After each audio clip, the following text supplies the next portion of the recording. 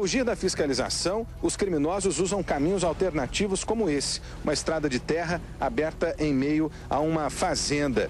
É exatamente por aqui que contrabandistas, traficantes passam os seus produtos. Nesse trecho de 15 quilômetros de fronteira, foram identificados pelo menos 88 caminhos como esse em que nós estamos. No entanto, segundo as próprias autoridades, outras dezenas de estradas existem por aqui e ainda não foram identificadas. A região de fronteira ela é extensa e com o efetivo baixo da fiscalização, né, de todas as forças, é difícil a gente cobrir essa área enorme. Experimenta um colete balístico, também de uso restrito no Brasil. O equipamento está sendo vendido por $500. O Brasil pode usar? Pode usar. Até 6 milímetros é permitido. Até 6 milímetros. E você acha que dá algum problema, alguma coisa? Não. Não? Se eu comprando uma, eu dou uma cópia da legislação do Brasil. Aí caso der o policial da saia, o senhor só apresenta.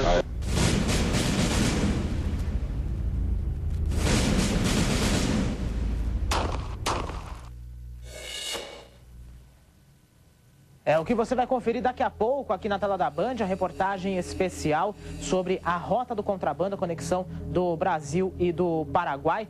Pois é, a carga da Samsung acabou parando no país vizinho. Daqui a pouquinho também você vai ver mais uma repercussão sobre aquele acidente com o cantor Renner, da dupla Rick Renner. Aliás, foi a notícia do final de semana aqui na nossa região também, né? Apesar do caso ter acontecido em São Paulo, você está vendo aí as imagens da prisão, da detenção, na verdade, do cantor Renner. Dá só uma olhada nessa lista.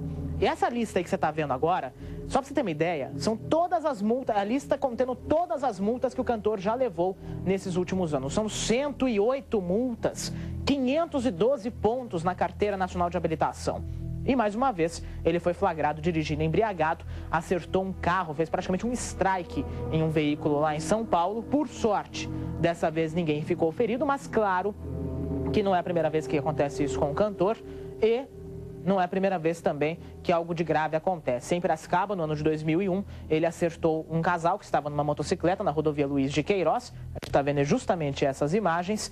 Nesse acidente, o casal acabou morrendo. Até hoje, o processo tramita na justiça, a imagem do casal, justamente o que aconteceu em 2001. Daqui a pouquinho tem a fala dessa família aqui no Brasil Urgente para Campinas e região. Daqui a pouquinho também nós vamos mostrar um caso que aconteceu hoje. Na verdade, aconteceu no final de semana aqui em Campinas. Um caso que a gente olha e não acredita, né? Vamos ver a imagem. Um poste caiu sobre uma casa. A gente vai ver a imagem daqui a pouco aqui no Brasil Urgente. Você vai ver a reportagem completa com a Fernanda Marion. Caiu esse poste em cima de uma casa. Não foi a chuva do fim de semana, mas foi um acidente de trânsito. Um caminhão que estava circulando ali no Padre Anchieta acabou acertando esse poste e o poste desabou sobre a casa de uma dona de casa.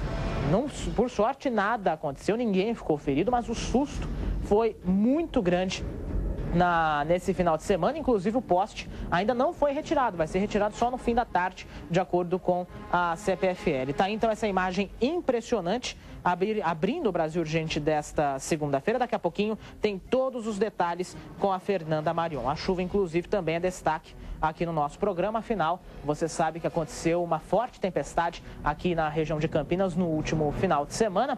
Tem a imagem do céu aí de Campinas já? Já tem a imagem do céu de Campinas? Como é que está o tempo aqui na cidade de Campinas? Nós temos, nesse momento, uma temperatura bastante quente. Aliás, desde o começo da manhã, às 7 horas da manhã, a gente já tinha 21, 23 graus. Tempo bastante abafado aqui na cidade de Campinas. Está aí a imagem do Jardim São Gabriel, a divisa de Valinhos, Jardim São Gabriel, aqui na região sul de Campinas, na saída para o Anel Viário Magalhães Teixeira. Nesse momento, nós temos quase 30 graus aqui na cidade de Campinas, umidade relativa do ar em 59%. E a chuva, que causou diversos problemas aqui na nossa cidade. 3 bairros tiveram aí casas destelhadas com um temporal, com os ventos que atingiram até 67 km por hora. Não foi um vento muito forte, a gente já registrou ventos mais fortes, mas por incrível que pareça, mesmo essa velocidade um pouco menor, causou problemas no Parque Santa Bárbara, no Satélite Íris, na Vila Boa Vista e fora as árvores que caíram em 16 bairros. Só para você ter uma ideia,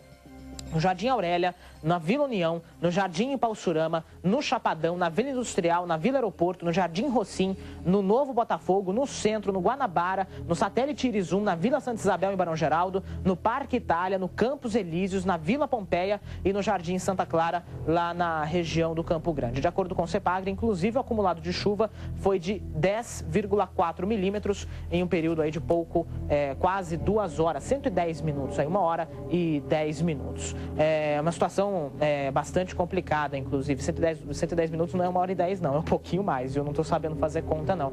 Mas a chuva que, por um lado, beneficia o Atibaia, acaba causando todos esses problemas aqui na região de Campinas. Eu circulei ontem, inclusive, à noite, muitos galhos caídos, muitas árvores caídas lá na região do Campos Elíseos, que ficou sem luz até às 8 horas da noite. Olha, apesar da chuva dos últimos dias aqui na nossa região, especialmente essa pancada de chuva mais forte nesse final de semana, a Prefeitura de Nova Odessa decidiu manter o racionamento na cidade. A interrupção acontece sempre das 9 horas da noite até as 10 horas da manhã. A medida vai permanecer por tempo indeterminado. E para enfrentar os problemas relacionados à crise hídrica, a administração firmou uma parceria com o Instituto Agronômico de Campinas. O plano conjunto pretende recompor a mata ciliar para recuperar as nascentes que acabaram secando. A reportagem é da Kátia Saqueto, aqui no telão. Pode rodar. Ainda dá para ver o leito por onde passava a água de uma nascente que havia bem aqui. Ela é apenas uma das 68 fontes que existiam no município de Nova Odessa e que ajudavam em parte do abastecimento da população. Há menos de um ano, essa área aqui onde nós estamos era uma lagoa. A água brotava do chão em diferentes pontos, mas a estiagem afetou o lençol freático e todas as nascentes secaram. Agora o leito está totalmente coberto por mato alto. Como o lençol freático diminuiu bastante, elas não têm força para sair de baixo para o solo, para a terra. Ou seja, não fornecendo água para o leito, né? O prejuízo é de 20% a menos na reserva de água do município. Há 5 meses, a população convive com racionamento de 13 horas por dia. Para reverter a situação, a Prefeitura, em parceria com o Instituto Agronômico de Campinas, adotaram ações para recuperar as nascentes. O plano é replantar a mata nativa nas margens das represas e retirar a terra de onde saía a água. Mas o resultado não deve aparecer de imediato. A ideia é iniciar ações já, como estamos fazendo. Inicialmente, eu acredito que as nascentes podem contribuir um pouco mais nesse momento crítico, mas o resultado é de médio a longo prazo. Tanto que foi por isso que a Prefeitura decidiu manter o racionamento em Nova Odessa, justamente para evitar que o rio acabe secando de novo. Vai recuperar toda a água. Aliás, é a água da chuva dos últimos dias, inclusive, que fez o Cantareira aumentar o nível naturalmente. Isso não acontecia desde abril, até por causa da própria secura ali da nascente do Cantareira, do reservatório do Cantareira. A água primeiro foi para a terra, depois o excesso é que formou o aquífero novamente, né? Formou o bolsão de água. É a mesma coisa em Nova Odessa. É mais ou menos isso que a Prefeitura de Nova Odessa quer fazer. Vai manter o racionamento justamente para evitar que as nascentes sequem novamente, para evitar que os reservatórios sequem novamente e evitar que a população tenha que voltar a passar pelo racionamento. O racionamento em Nova Odessa não é um dos piores aqui da nossa região, não. A cidade de Valinhos registrou, tem um racionamento também bastante rígido. Vinhedo teve um racionamento também. Iracemápolis também teve a água praticamente zerada. Então, é uma situação aí de emergência. Apesar da gente já estar numa época de chuva, já estar registrando uma chuva um pouco mais consistente, um volume um pouco mais consistente, ainda assim é uma situação que preocupa bastante, não só os moradores, como também as autoridades. E não pense você que essa chuva que caiu aqui nos últimos dias, não, vai resolver o problema da Atibaia, vai resolver o problema do Cantareira. Pelo contrário, a gente tem que continuar atento ainda a essa situação, tem que continuar economizando água, porque o período seco vai voltar. E 2015, pelo jeito, também vai ser tão difícil quanto 2014 foi. Pode vir aqui para mim, que nós vamos falar de uma notícia que parece repetida, só que não é não, viu? 400%. Esse foi o índice de aumento nos casos de vandalismo nos ônibus de Campinas entre 2013 e 2014. E nesse final de semana, mais 4 ônibus foram depredados. As imagens vão aparecer aí na tela. O Rafael Melo está ao vivo comigo para falar sobre essa situação. Rafael, boa tarde para você. Onde que aconteceu tudo isso, hein? Boa tarde, Felipe. Boa tarde ao telespectador do Brasil Urgente. Essas ações criminosas aconteceram durante a madrugada de ontem aqui em Campinas. E com esses casos, a cidade já contabiliza 120 ônibus urbanos atacados somente nesse ano, somente em 2014. Os 4 veículos são da empresa Itajaí Transportes. 3 desses ônibus, Felipe, foram depredados perto da Praça da Concórdia. Já o outro foi atacado bem ali próximo ao terminal Campo Grande. De acordo com a empresa, da empresa de ônibus, né, o prejuízo nesse final de semana somou mais de R$5 mil. Esses veículos, como vocês podem acompanhar as imagens aí, tiveram vidros quebrados, arrancados, e o número de crimes, como você disse, é 400% maior do que o registrado em 2013, quando foram verificados 24 casos. Se somar o prejuízo para as empresas ao longo de todo o ano, essa soma já chega aí a cerca de R$2 milhões, Felipe. Um prejuízo aí para as empresas, que chega a R$2 milhões, só que adivinha para quem volta o dinheiro? Para nós passageiros, isso é óbvio. O gasto com a manutenção dos veículos acaba voltando aqui para o usuário do transporte coletivo. Muito obrigado, Rafael Melo, pelas informações. Dá para reparar que esses ônibus aí não são velhos não, viu? Não dá para dizer que os ônibus são velhos, pelo contrário. São ônibus novos, relativamente novos, que já estão em circulação há um pouquinho de tempo aqui na cidade, mas que mesmo assim são atacados pelos vândalos. E as ações sempre acontecem nos mesmos pontos.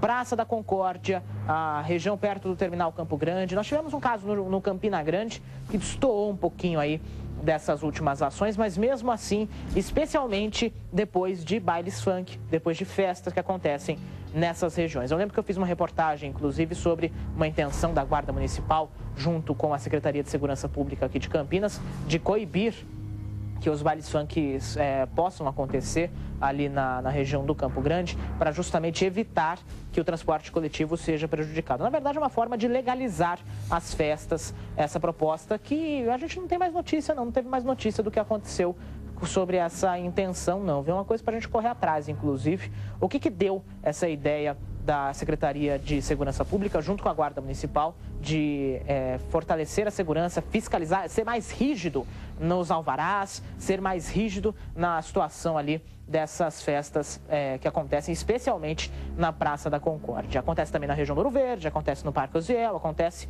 em outros lugares aqui de Campinas, mas dá para perceber que a concentração dos casos é justamente ali na região do Campo Grande. Eu falei que a conta volta para a gente porque a manutenção dos ônibus também é uma das bases da planilha do reajuste da tarifa. Isso é meio óbvio, até dá para entender por quê.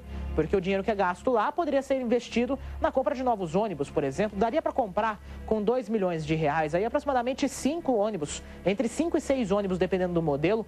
Ônibus que aumentariam a frota aqui da cidade, melhorariam o atendimento, mas que infelizmente esse dinheiro é gasto para manutenção desses carros. E todo final de semana é a mesma coisa. A gente chega segunda-feira aqui no Brasil Urgente e fala sobre a situação dos ônibus do transporte coletivo.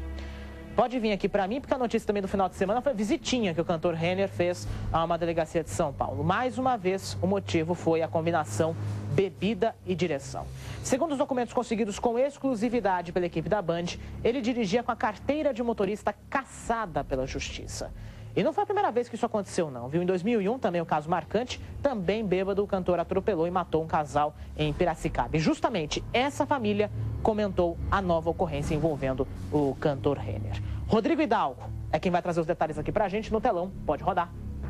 Essa família espera por justiça há 13 anos. A morte de Luiz Antônio Aceto e Eveline Soares numa estrada do interior paulista tem um culpado, que segue contando com a impunidade. O Luiz e a Eveline perderam a vida. Não significou nada. Condenado pelo crime, o cantor sertanejo Renner, da dupla Rick Renner, não cumpriu as decisões da justiça. Olha, hoje a gente poderia falar que a impunidade é mãe, pai e irmão dele. O sertanejo dirigia naquele sentido a quase 160 km por hora quando perdeu o controle do carro, atravessou a pista e atingiu a moto neste exato ponto. Depois do acidente, foi colocado um guarda-reio e instalado por aqui um radar de velocidade. A condenação a 3 anos e meio de detenção foi convertida em multa e prestação de serviços. Renner não aprendeu com a tragédia. tem nada menos do que 512 pontos na carteira, correspondentes a 108 multas, como mostra o registro do Departamento de Trânsito Paulista, a maioria por excesso de velocidade. A defesa dos parentes das vítimas revelou que assim que as fases de recurso acabaram em 2012, Renner teve sim a licença para dirigir cassada. Este documento do Tribunal de Justiça de São Paulo prova que a pena já está sendo executada, ou seja, não cabe mais recurso. Apesar de ter sido condenado, ele está em execução da sentença dele. Ele está proibido de dirigir por 3 anos e 6 meses, mas ele continua dirigindo. Ele simplesmente porta uma habilitação vencida e se dá ao direito de dirigir. No processo civil, o músico foi condenado a pagar 2.000 salários mínimos de indenização aos familiares das vítimas, valor que hoje chega com juros a 5 milhões de reais. Mas até agora, eles só conseguiram receber, por meio do bloqueio de bens, cerca de 300 mil reais. A história do casal morto só voltou ao noticiário porque Renner continuou desafiando a justiça. O sertanejo se envolveu em um acidente nesta sexta-feira. Foi encontrado completamente bêbado. E tudo bem, beleza. Você bebeu? Se eu bebi, tomei alguma coisa. Não. Tomou o quê? O que você tomou? Deixa eu falar, doutor. Sob o efeito de uma garrafa e meia de vodka, bateu num carro estacionado e ainda tentou fugir. Por que você está aqui na delegacia, você sabe? Eu vim com eles pra cá, porque bebi um pouco mais de velódicos, vodka. Fora de si, tratou o que aconteceu como algo comum.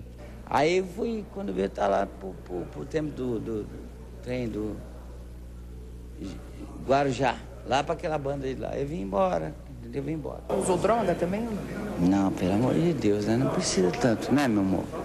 A gente vai ter o MF. Um show da dupla Rick e Renner custa em média 70 mil reais.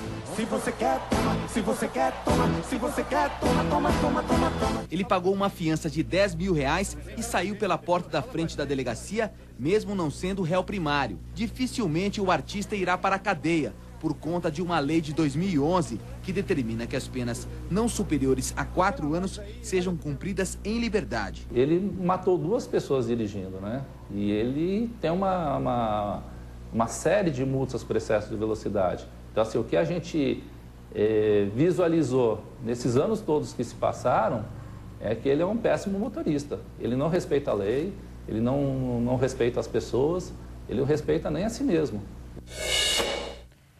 Ele disse tudo, né? Você viu o estado que o cantor estava na hora que ele chegou na delegacia? O pessoal está posicionando de novo para a gente ver esse momento. A repórter Lívia Zúcaro pergunta para ele se ele está bêbado. É inacreditável como é que ainda está dirigindo, como é que ainda permite, como é que ainda pode dirigir no estado que estava, visivelmente embriagado, não precisa nem chegar perto, já dá para ver na feição do rosto dele que ele estava alcoolizado. E aí fez o que fez. Por sorte, nesse caso de São Paulo de sexta-feira, ele não atingiu o carro com ninguém dentro, não matou ninguém mais, né? Porque em Piracicaba ele matou 2 pessoas. Mas se continuar assim, respondendo em liberdade, pagando fiança, até que ponto vai chegar isso? Até que condição, quantas pessoas mais vão ter que morrer até que se tome alguma providência para que o Renner cumpra a pena na cadeia. E tirar a carta e tirar o direito de dirigir que ele tem. Já não tem carta mais, né? Com 512 pontos na carteira de habilitação, já não tem mais como dirigir, não teria mais condição de dirigir numa situação normal. Situação bem complicada, né? Para o próprio cantor, inclusive, porque tem exemplo, tem fãs que seguem os exemplos deles, e como todas as áreas. Já está no ponto, o ponto da entrevista? Quero que você veja de novo o Renner aí completamente embriagado, conversando com a repórter Lívia Zúcaro na chegada à delegacia. Tá no ponto, pessoal? Se tiver, vamos ver de novo a cena do Renner aí chegando na delegacia. Você tá aqui na delegacia, você sabe? Eu vim com eles pra cá, porque bebi um pouco mais de velódicos, vodka. Fora de si. Você percebeu que ele estava enrolando a língua até para falar o que ele estava bebendo? Então, alguma coisa estava muito errada. Bebeu mais de uma garrafa de vodka, parece. Ele estava junto com... Depois disse que estava junto com um morador de rua, que pagou vodka para ele também. Ah, gente, tem brincadeira. Vamos ter um ter um pouquinho de paciência com essas coisas, né? Não tem como ter paciência com essas coisas. Olha o tamanho da ficha de multas, documento exclusivo aí da Band, obtido com exclusividade pelo Grupo Bandeirantes. Você viu? São 4 ou 5 páginas de multas. É muita coisa para quem já não deveria estar mais circulando pelas ruas e avenidas do nosso país, não é verdade? Vamos torcer para que dessa vez alguma coisa aconteça de fato, apesar dele já ter pago a fiança aí de R$10 mil e responder ao processo em liberdade. Tomara que aquela família de Piracicaba também consiga a indenização que pode chegar a R$5 milhões. Tomara que eles consigam esse dinheiro, porque realmente esperar 13 anos por uma ação que ainda está tramitando e de repente ver ele fazendo uma situação parecida, fazendo uma coisa parecida de novo, deve doer muito o coração, realmente. Pode vir aqui para mim? Nós temos mais informação ao vivo aqui no Brasil Urgente. Homens do BAEP, Batalhão de Ações Especiais de Polícia, prenderam nessa madrugada 3 pessoas que tentaram fugir de um cerco no Jardim São José. Eles são foragidos do Mato Grosso do Sul. Não é isso, Rafael Gnipper? Boa tarde. Boa tarde, Felipe. Boa tarde aos amigos ligados do Brasil Urgente. Exatamente isso, Felipe. Os homens do BAEP, eles faziam um patrulhamento ali pelo bairro Jardim São José, quando eles desconfiaram da atitude de 3 homens que estavam dentro de um carro. Ao ser abordados, esses 3 homens tentaram fugir sem sucesso, foram ali abordados pelos policiais poucos metros depois. Dentro desses veículos, Felipe, foi encontrada maconha, né? Foram encontrados 3 tijolos de maconha e mais de R$1.000 em espécies. Esses homens, como você bem disse, eles eram procurados por furto de caixa eletrônica no Mato Grosso do Sul. E olha só, Felipe, um deles já tinha um histórico, assim, bastante grande no mundo do crime. Ele já possuía passagens por tráfico de drogas, além de roubo quando menor. Ou seja, começou na vida do crime e não começou agora, né, Felipe? Esse caso foi registrado na 2ª Delegacia Seccional aqui de Campinas. Felipe. Ô, Rafael, como é que é a história? Ele já quando menor, ele já cometeu crimes. É isso? Como é que é a ficha dele?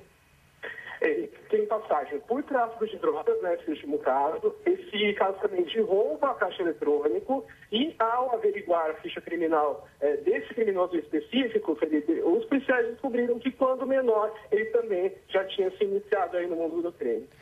Mais uma vez, mais uma história aí de menores que começam na juventude no crime e vão embora até a vida adulta, não é verdade? Rafael Gnipper trazendo as informações ao vivo aqui no Brasil Urgente. Muito obrigado, Rafael, pelas informações. Está aí mais uma ação do BAEP, os homens do Batalhão de Ações Especiais de Polícia, que na madrugada botam para quebrar aqui na cidade de Campinas, botando gente na cadeia e gente que estava foragida, inclusive, de outro estado.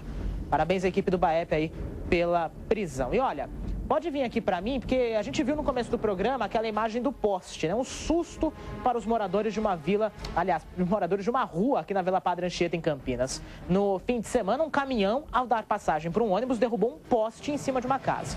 Por sorte, nada de grave aconteceu, mas a proprietária diz que ainda está sem luz. A repórter Fernanda Marion foi lá conferir. Aqui na tela, pode rodar. A imagem do poste quebrado que destruiu parte do muro impressiona. Um acidente de trânsito na Vila Padre Anchieta, em Campinas, danificou a cerca elétrica e por pouco não abalou a estrutura da casa de Dona Ana. Ela relembra os momentos de desespero, quando ouviu barulhos de explosões. Estava na sala vendo TV, aí escutei aquele barulho forte, aí caiu aqui aqueles estralos, né, da energia, foi um susto. Por causa da queda, a dona de casa e a vizinha ficaram sem energia elétrica. Um problema que não tinha sido resolvido até o início 321. Um problema que não tinha sido resolvido até o início da tarde de segunda-feira. A CPFL acho que veio, acho que 1 hora depois já veio. Mas para desligar a energia, né? Porque estava tudo com energia e desligou a energia. Aí tentou desconectar algum cabo aí, mas não foi possível. Ele falou que ia voltar de madrugada para trocar o poste. Mas até no momento não veio. E a senhora está sem energia ainda? Está sem energia ainda. O acidente quase derrubou outro poste. Dona Araci teve que improvisar para evitar mais danos. Pedaços de madeira foram colocados para sustentar o postinho, que fica dentro da casa dela. Aí o vizinho ofereceu as madeiras e vieram e colocaram, porque se deixasse dar um vento ia cair por cima da casa. De acordo com os moradores, uma carreta foi dar passagem para um ônibus e a traseira acabou batendo no poste. A rua aqui é de mão dupla e a população explica que esses carros estacionados aqui na curva dificultam não só a visualização, mas também o tráfego dos carros. Para piorar, não existe nenhuma placa que sinalize que é proibido estacionar veículos no local. Esse carro aí que atrapalha toda a visão. Tudo caco velho, uma lixeira. Esses carros parados aqui na esquina, né? Esses carros aí, que é muito movimento, essa rua passa muito ônibus. Eles sempre desviam, param, para dar passagem um para o outro, é difícil. A rua é movimentada. A todo momento, os motoristas têm que desviar e até mesmo parar para que o trânsito consiga fluir. No local, faltam sinalização e organização para dar paz aos moradores do local. Tinha que tirar, né? A gente fica, né? Vai falar muito com o vizinho, daí arruma encrenca, então. E agora a senhora quer que com prejuízo? Vamos ver, o rapaz falou que vai pagar, né? Vamos ver. Imagina você tá lá na sua casa, domingo, tá lá tranquilo, de repente cai um poste com um transformador e tudo em cima da sua casa. Baita susto, não é verdade? Olha, a INDEC informou que vai fazer uma vistoria no local para verificar os estacionamentos, né? Apesar que a gente vê que ali não tem nenhuma placa que indica realmente que é proibido estacionar, mas isso daí vai ser feita uma verificação pela empresa municipal de desenvolvimento de Campinas. A CPFL informou que até o final da tarde de hoje vai retirar o poste danificado e que o fornecimento de luz já foi retomado. É aquela velha história, né? A gente sempre fala que vai ter cautela no trânsito, né, para ter cuidado. E aí tem mais um caso. Não chega a ser uma imprudência, foi um incidente que aconteceu por causa de uma rua estreita. Uma rua que acaba ficando estreita por causa do estacionamento. Mas sempre deve ter cuidado, principalmente quando se envolve veículos grandes como caminhões e ônibus. Por sorte, não aconteceu uma tragédia. Poderia ter acontecido uma grande tragédia aí na Vila Padre Anchieta, com esse transformador, inclusive. A gente viu ali a imagem do transformador. Se ele tivesse estourado de vez, sabe-se lá o que poderia acontecer, né? Mas por sorte, nada demais. Não há riscos para as casas também, não há risco estrutural para as casas. Então só fica o susto aí do muro e daquele outro poste, daquela outra residência vizinha. Olha, pode voltar aqui para mim, porque chegou a hora. Chegou a hora de ver a reportagem especial, exclusivo. O Brasil Urgente acompanhou policiais da Delegacia de Investigações Gerais de Campinas que buscam informações sobre a carga roubada da fábrica da Samsung em julho. Durante as investigações, foram percorridos mais de 10 mil quilômetros pela divisa entre os dois países. Rodrigo Solomão e o repórter cinematográfico Sérgio Doreto mostram que o comércio de equipamentos eletrônicos ocorre sem qualquer controle na fronteira, favorecendo o crime. Pode rodar.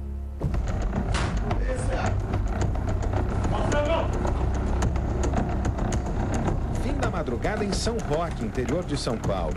Policiais da Delegacia de Investigações Gerais de Campinas, que investigam um assalto milionário à fábrica da Samsung em julho, conseguiram na justiça autorização para prender um dos suspeitos do crime. A casa é cercada pelos agentes que têm o apoio do Grupo de Operações Especiais da Polícia Civil. Polícia! Vem aqui! Tá cercado, fundo! Vai, tá cercado, vai! O pé! Abre! O alvo é considerado pela polícia um dos mais perigosos ladrões de carga do estado. Surpreendido pela operação, ele se entrega e é dominado. Fala seu nome aqui. É o Wilson. Por quê? Souza Rangel. Você está preso, Wilson. Vamos para trás. Por quê, senhor? Wilson de Souza Rangel foi reconhecido por testemunhas como um dos criminosos responsáveis por invadir e roubar a fábrica da empresa coreana. Na ocasião, a quadrilha rendeu uma van de funcionários e conseguiu burlar a segurança da multinacional. Essas imagens mostram a movimentação do grupo, que fugiu com uma carga de telefones celulares e equipamentos eletrônicos, avaliada em mais de 20 milhões de reais. Além de Wilson, outros 8 integrantes da quadrilha foram identificados com a ajuda do sistema de monitoramento. 5 deles já estão presos e devem permanecer na cadeia até o julgamento do caso. William Alves Moscardini, Vanderlei Espírito Santo e João Ribeiro da Silva Júnior também foram reconhecidos por testemunhas e continuam foragidos. Além de identificar e prender a quadrilha responsável pelo roubo à fábrica da Samsung, os policiais da Delegacia de Investigações Gerais de Campinas traçaram a rota feita pela carga milionária.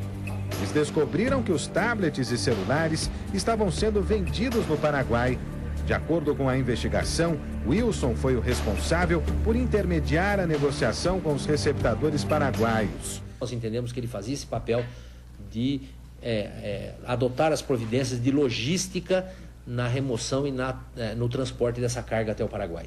Antes de ser levada à fronteira, a carga foi deixada em um depósito na região de Campinas e dividida em lotes menores. Só depois foi entregue pela quadrilha no país vizinho, usando como porta de entrada a Ponte da Amizade, que liga as cidades de Foz do Iguaçu, no Brasil, e Cidade del Este, no Paraguai.